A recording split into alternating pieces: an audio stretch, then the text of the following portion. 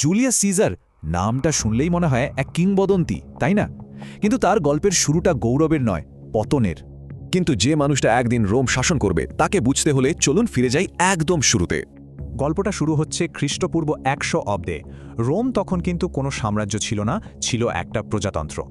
আর এই ক্ষমতাধরদের জগতেই সিজারের জন্ম। দেখুন কি দারুণ বংশপরিচয়, বাবা সেনেটর, মা কনসালের মেয়ে। কিন্তু সিজারের জন্মের পরই রোমে এক ভয়ঙ্কর রাজনৈতিক ঝড় শুরু হয়, একটা গৃহযুদ্ধ। একদিকে সিজারের আত্মীয় মারিয়াস আর অন্যদিকে তার শত্রু সুলা। তো সিজারের পরিবার একটা পক্ষ বেছে নিয়েছিল।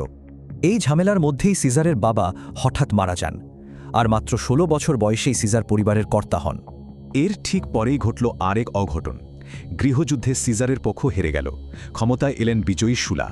আর মারিয়াসকে সমর্থন দেওয়ার জন্য সুলার সব রাগ গিয়ে পড়ল সিজারের পরিবারের ওপর। পরিণতিটা ছিল ভয়াবহ। ভাবুন তো, কিছুদিনের মধ্যেই সিজারের সব শেষ।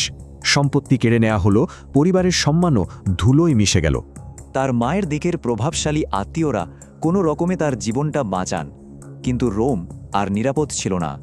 মাত্র ১৬ বছর বয়স, যে ছেলেটার সব কিছু ছিল তাকেই নিজের শহর ছেড়ে পালাতে হলো। পরিবারের সব ক্ষমতা তো শেষ।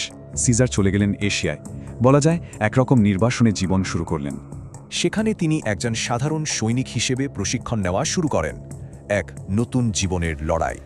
তার মনে তখন একটাই জেদ, পরিবারের হারানো সম্মান ফিরিয়ে আনতেই হবে। এটাই ছিল তার মূল লক্ষ্য।